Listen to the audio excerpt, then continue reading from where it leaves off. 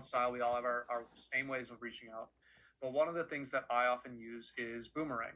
So you can see up here, I've got a little icon that looks like a boomerang. That is boomerang. You also see down here that you might not have this, and if you don't, you should set this up, is a little send later button, remind me button, and then request read receipt and scheduling. It also gives you a little thing about respondable, which is like it kind of analyzes your email and tells you how like respondable it is based on the context and the way you like put like questions or whatever in there. It's interesting, it can be helpful, but yeah, it's got some interesting little tools in there. So basically, what I'm telling you here is after I send out my full intro email, so let me do that again. Template, full intro email. After I send this, well, before I send it out, I always do remind me I do 3 days.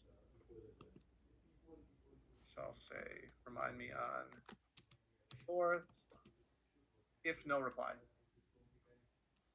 So if nobody responds, I'm like, this is going to go back to the top of my inbox. I don't have to remember this.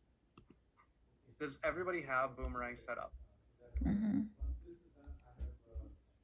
Nodding. Who does not have boomerang? Does anybody have questions on how to use boomerang?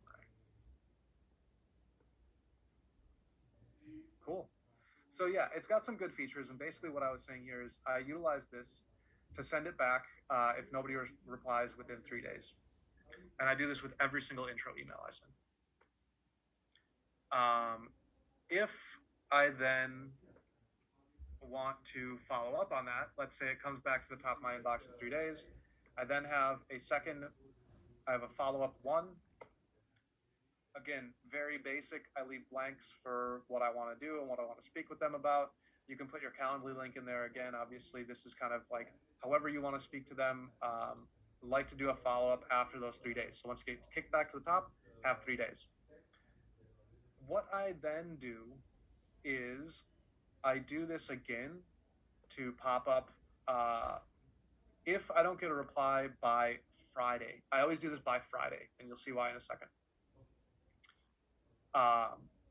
On Friday, if nobody replies, again, it'll pop up to the top of my inbox. The reason I do that is that my next email is more pointed in terms of what I want to get out of them. So if nobody responded by Friday, even if I sent it on Monday, I now have another follow-up that says, I hope you had a great weekend.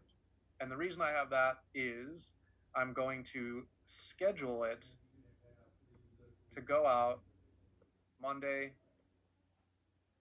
at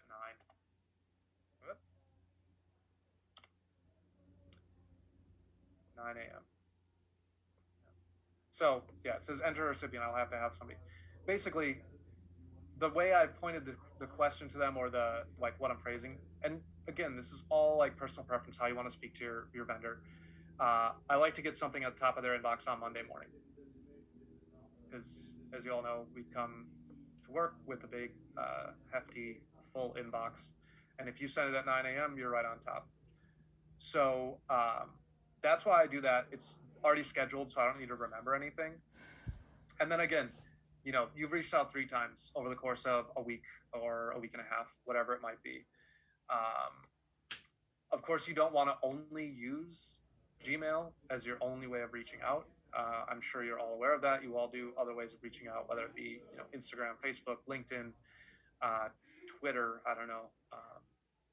Some people reach out just directly on cold calls. So, but this is basically how I try and set up my Gmail activity and make sure that I'm set up most for success there. Other than that, I always have any questions on that, or anybody have any other tips or things they might use in that regard, in like terms of reaching out, anything like that?